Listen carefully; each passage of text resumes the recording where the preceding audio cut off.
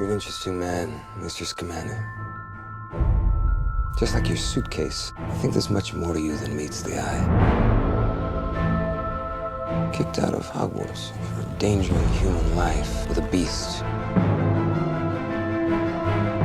Yet one of your teachers argued strongly against your expulsion. I wonder, what makes Albus Dumbledore so fond of you, Mr. Scamander? First trip to America? Yes. Must get that fixed. Anything edible in there? No. Any livestock? No. Welcome to New York.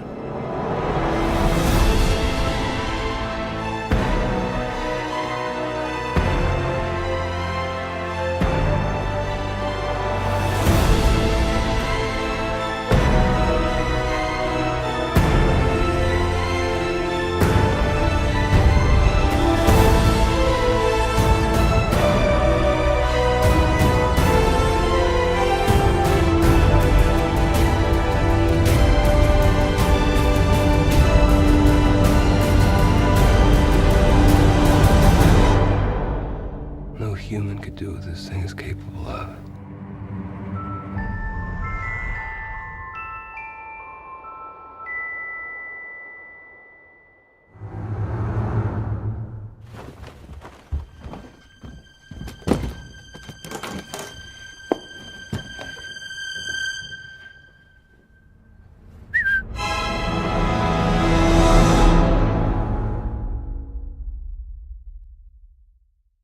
Fantastic Beasts and Where to Find Them a été réalisé par David Yates, qui avait aussi réalisé les 4 derniers films d'Harry Potter qu'on a eus. Celui-ci a été écrit par J.K. Rowling, qui est la première fois qu'elle écrit un des films dans la série de l'univers magique d'Harry Potter, avec Eddie Redmayne dans le rôle principal de Newt Scamander. Alors en gros, je me disais, comment ils vont faire un film à peu près... En fait, au début, je me suis pensé que ça allait être basé sur le livre de Fantastic Beasts and Where to Find Them, qui est le livre écrit par Newt Scamander, qui parle en fait des différents animaux trouvés dans le monde d'Harry Potter. Finalement, c'est pas tiré du livre, parce que je me disais, ok, ça marche pas, il n'y a pas d'histoire dans le livre comme tel. Donc, c'est pas tiré du livre, mais ils ont fait finalement une histoire entourant le personnage de Newt Scamander. Il va à New York dans le but de relâcher dans son habitat naturel une des espèces magiques qui traîne dans sa valise, qui est d'ailleurs pleine d'êtres magiques. En gros, c'est l'histoire de base. Bien sûr, dans cette histoire-là, inquiétez-vous pas, il n'y aura aucun spoiler. Il y a bien sûr un vilain.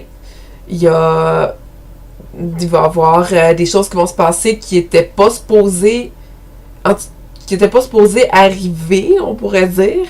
C'est-à-dire que lui-même n'était pas au courant de ces choses-là, mais il se trouve embarqué, lui et d'autres personnes, dans quelque chose de plus dramatique qu'il pensait en venant aux États-Unis. D'ailleurs, le film était beaucoup plus noir, beaucoup plus obscur que j'aurais pensé au début. Est-ce que plus sombre veut dire moins amusant? Non, il y a des bouts assez mignons, comiques. C'est très charmant. Eddie Redmayne qui fait Newt est quelqu'un de très charmant. Il embarque vraiment bien dans son personnage. Il est très renfermé sur lui-même, en est tout le temps un peu awkward. Jamais de contact visuel ou presque avec les autres personnages, à moins d'un moment très intense, mais il est aussi très intelligent, puis il a vraiment un grand cœur, vous allez le voir, surtout pour le côté animalier, bien sûr. Si vous allez voir le film, vous allez vous en rendre compte. Donc, oui. Personnellement, j'ai aimé ça. Comme je vous dis, je m'attendais pas à ce que ce soit des bouts aussi obscurs, mais j'ai vraiment aimé ça quand même. La musique est très belle. La photographie est correcte. Je m'attendais peut-être à quelque chose d'un petit peu plus poussé, mais ça faisait l'affaire. J'ai bien aimé. Moi, j'adore tout ce qui est reconstruction. Donc, à chaque fois que quelque chose faisait briser, bien sûr, il faut que les aurores, qui est comme la police magique, dans le fond, doit réparer ce qui arrive dans la ville sans que les humains, les non magiques, s'en rendent compte. Puis j'aime ça voir les trucs se refaire. On en a vu un petit peu dans certains films d'Harry Potter, d'ailleurs. Donc, les effets spéciaux étaient corrects. C'est sûr que les animaux sont faits au CGI. On sent qu'ils sont pas là. Il n'y a aucune popette. Ça, c'est peut-être un petit peu dommage.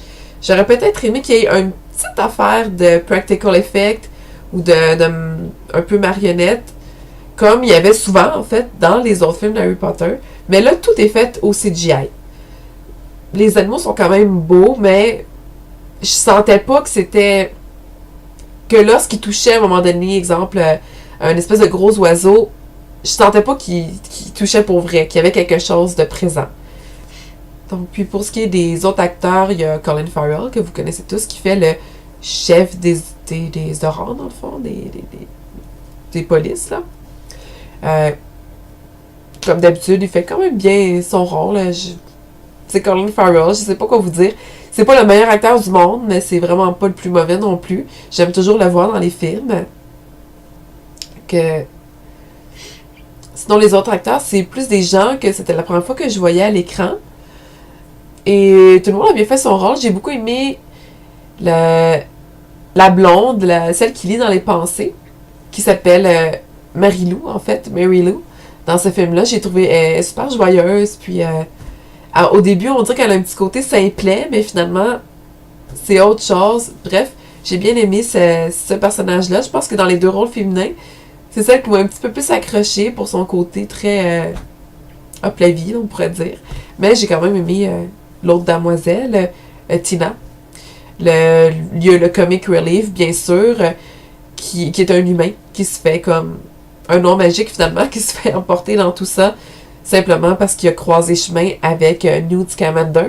Et puis, je vous avoue que je vous dirai rien, mais dans un bout près de la finale, quelque chose incluant le groupe, était quasiment presque larme à l'œil. J'ai pas pleuré, mais j'étais comme, je me mettais un peu à sa place, puis je me sentais triste parce que je me disais, oh non, je voudrais pas que ça m'arrive, que ça m'arrive à moi. Bref, j'en dirai pas plus. Mais je trouvais que c'était un moment très émotif. Et même si c'est le comic relief, c'est pas poussé à l'extrême. Il est pas idiot, il fait pas des niaiseries, il fait pas comme, je sais pas moi, se planter, faire du slapstick.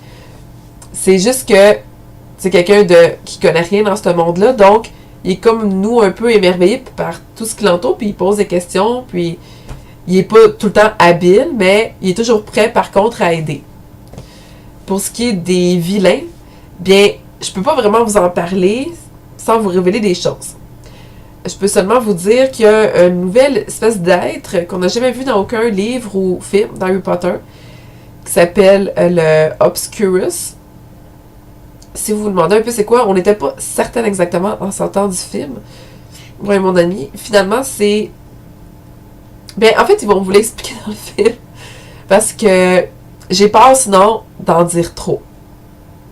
Mais bref, une apparition d'une nouvelle chose, en fait, sûrement plein de nouvelles choses que vous n'avez jamais vues dans les livres ou films, à moins d'avoir lu Fantastic Beasts. Donc, c'est sûr que si vous avez aimé Harry Potter et tout son monde, vous allez aimer ce film-là. Donc, allez le voir, c'est certain, je le recommande.